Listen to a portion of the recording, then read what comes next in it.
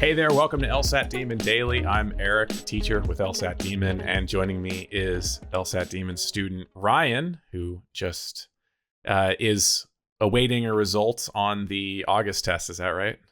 Yeah, next week we'll get the August back. Cool. Well, fingers crossed for you, but wanted to bring you on and have you share your LSAT story because you might have the record, at least as far as I've heard, for the number of times you've taken the LSAT, right? Yeah, so I've actually sat for 7 LSATs. I only have 5 scores, but I had to retake 2 of them. So I've actually sat for 7, which is a Okay. lot. It's a lot of test days. That is a lot of test dates. So you've had quite a lot of experience with taking the official test. We'll go through that story, but let's rewind to the beginning. How long have you been on this LSAT grind? So I really got serious about it in March of 2023, which is right at the end of my senior year. Mm-hmm. And I took my diagnostic then and I had a 148, which is where I started from. Okay. So, And then, yeah, so then I was with a different program for a while, but I was listening to the podcast and I really liked the podcast. And then I switched. At one point, I was actually paying for both. I just wanted to switch so bad. And then my first LSAT was in August of 2023, so a couple months later. okay. So about a year ago. And then over the course of that year, you took it a bunch of times. Yeah, so I was trying to rush into last cycle. So I Sure. was scheduled for August and I was scheduled for September. And I wanted to just kind of get it in and get it done. And then it would only have 1 gap year after school instead of 2, it felt like a while at the time, but now it's not a big deal. Yeah. So I got a 154 in August and then a 158 in September, and I just wasn't happy with either of those. Now, were you not happy based on what you had seen in your practice test scores? You knew you could do better, or you just felt that, hey, I'm on an upward trend. I can get to a better score eventually? It was both. I knew I wasn't done studying with the tests. I was probably PTing around a low 160s then. Mm-hmm. But when you go into test days and you're averaging a 160, you're trying to score 165, that's how you score a 154. Yeah. Do you remember what that felt like? I totally agree. When you're trying to do your very best, it can set you up for success. But what did that look like or feel like on test day to put that pressure on yourself? For me, it was going too slow. It was questions that I knew, and you're trying to really close out wrong answers. But if you think about wrong answers sometimes too hard, then they're not supposed to make sense. And I was just when you know it, you know it. Pick it, look at the other answers, and move on. So that was my issue. So suffering a little bit in confidence when on a practice test, you would have just been like, yeah, that's the right answer. I know it. Those ones are trash. I don't need to think more Yeah, about it. especially with LR, where it's kind of you kind of start to click through, you can kind of build the momentum. But when I start on LR first section, I go too slow, and you just don't really get into it. And then it's oh, it's almost time. You're almost done, and then you never kind of got into the flow of it. Gotcha. Okay, so that was your first 2 attempts. Where did you go from there? So then I took a month off, kind of reset everything. And then I didn't really have a set time, maybe January, but I kind of just started taking tests and just kind of set a long-term study plan where I just wanted to get better at the LSAT and let it go from there. That's kind of where I got the most success. I was doing about a practice test every other week, which I thought was good. I Okay. had I'd say I called it a fun weekend. You hang out with friends, do your thing. And the next weekend, it was serious, take it on Saturday, review it on Sunday. And that's kind of how I balanced it through over months and months. Gotcha. But you Worked were for doing me. individual time sections Oh yeah, on I mean, I throughout was the week drilling as every well. day. I was doing sections, but full tests were every other weekend. And Right. for me, I had an hour lunch at work, which is a lot of time. So Nice. I got a lot of work in at work at lunch, just eating, doing a reading comp section or whatever it was. A Nice. lot of LR drilling.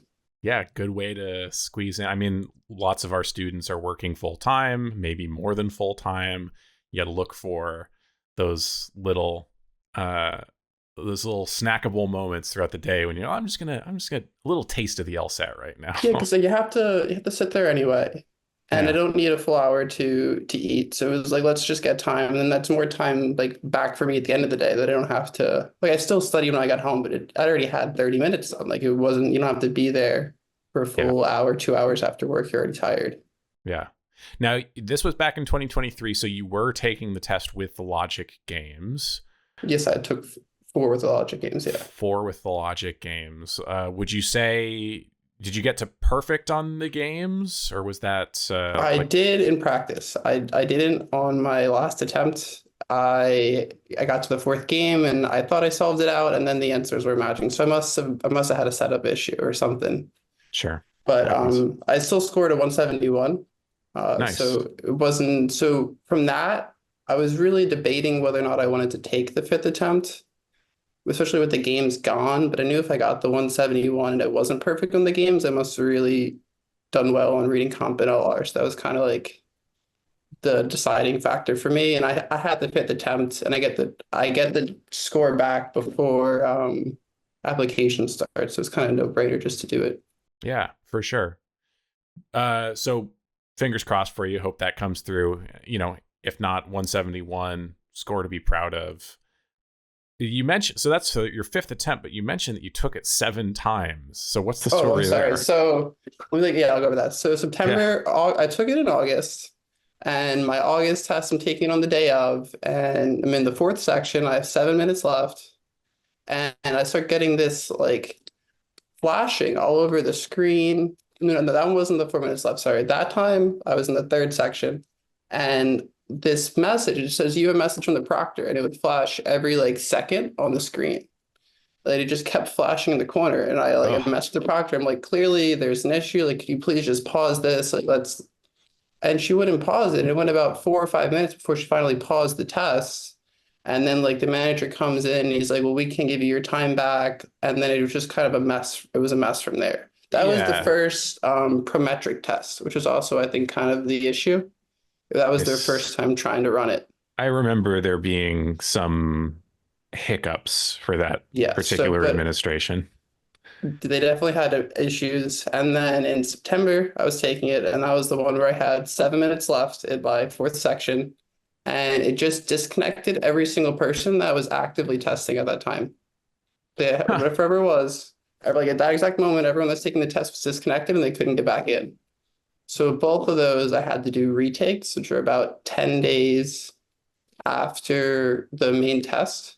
Because it was August and September, I took those 4 tests in 5 weeks, which was kind of crazy. There's a lot of Yeah. LSAT questions. Yeah. But Prometric actually have a new app. Like so when I went back in April to retake it, they make you they delete the old app, download the new app. Everything's been really smooth, and they actually added a link at the bottom, and it says if you're having technical issues, click here. Nice. So they've ironed things out on their side, but in the beginning there was definitely some hitches.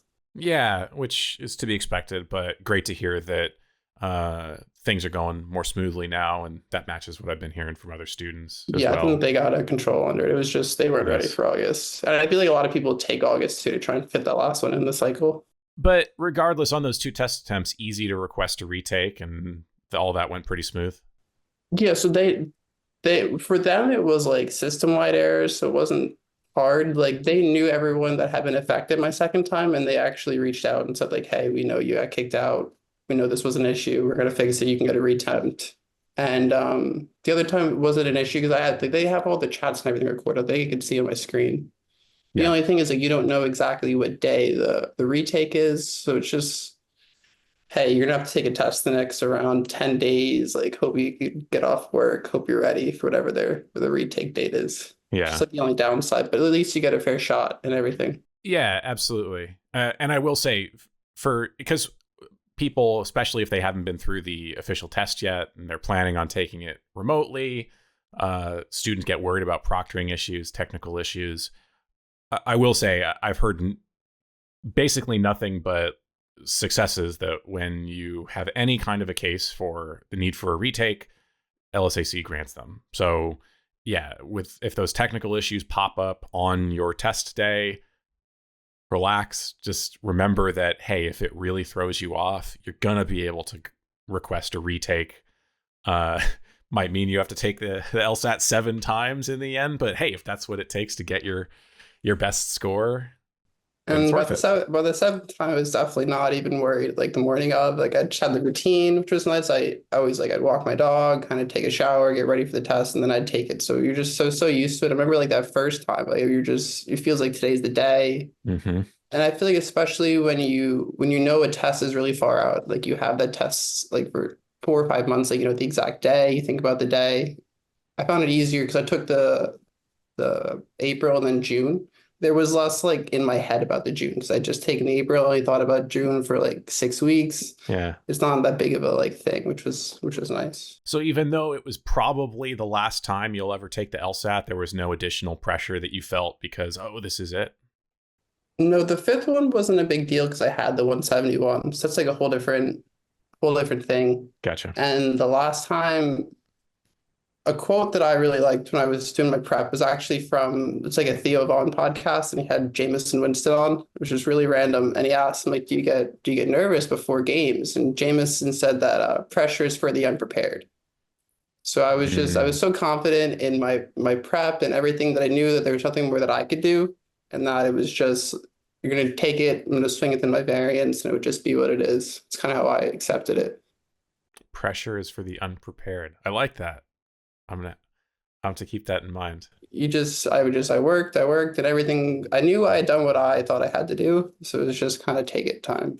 Yeah, I've heard probably obviously in athletics there's a lot of talk about preparedness. I've heard plenty of athletes and coaches talking about just trusting your preparedness, trusting that you have prepared and that you have a plan, and that however it goes, if there's any disappointment, it's not because you weren't prepared. So you can trust that.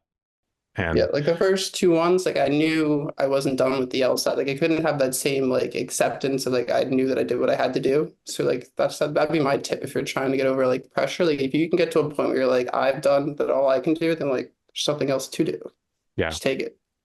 are you gonna miss the test?